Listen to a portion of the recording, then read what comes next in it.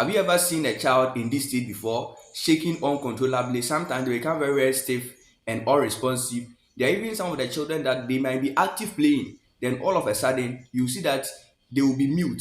They will respond to your questions, they will just be there, then they will bounce back again. All these are different form of seizures, and there are a lot of mothers who are bringing their children with complaints of seizures. It's very, very alarming.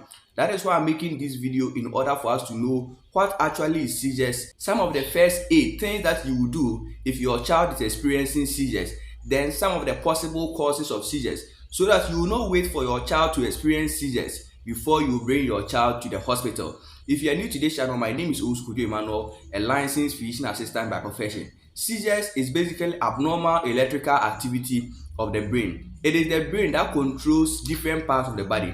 And before the brain controls, let's say, your eye, it needs to send electrical signals from the brain to your eye. Then it will receive that signal from your eye to your brain. So your brain is like an electrical circuit. But sometimes if it malfunctions, it leads to abnormal activity of the brain, and that triggers seizures. Now, if your child is experiencing seizures, these are the first aid that you need to do. First of all, you need to stay with your child and remain calm. This is because after the seizures resolve, if you come to the hospital, we will ask you, how long did the seizures last? What was the nature of the seizures? And because you miss those moments, you can't be able to tell us all these things. Then remove any object that could harm your child. Also, if your child is lying down, just turn your child to the side, and this prevents obstruction of the airway. Then you need to remove any tight clothing on the child.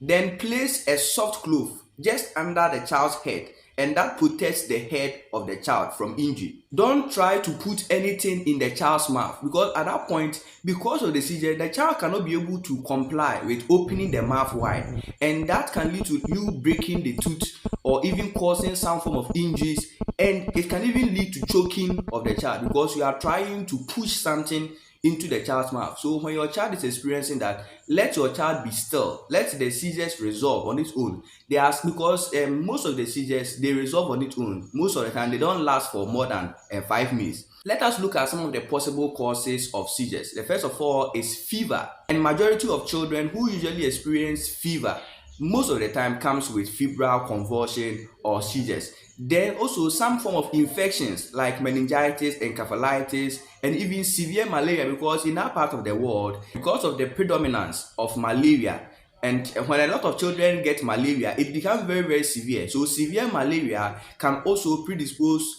children experiencing this form of seizures. Even urinary tract infection, when it becomes very severe, it can also predispose the children to having this form of seizures. Then we also have some metabolic issues like hypoglycemia. If the blood sugar of the child becomes very, very low, it can predispose the child to experiencing seizures. Then also epilepsy. As for epilepsy, it's a medical condition where children at some point usually experience seizures. So this is what I want you to know in today's video. If you find this video helpful, feel free, subscribe to this channel for more videos, like this video, and then share this video to many people.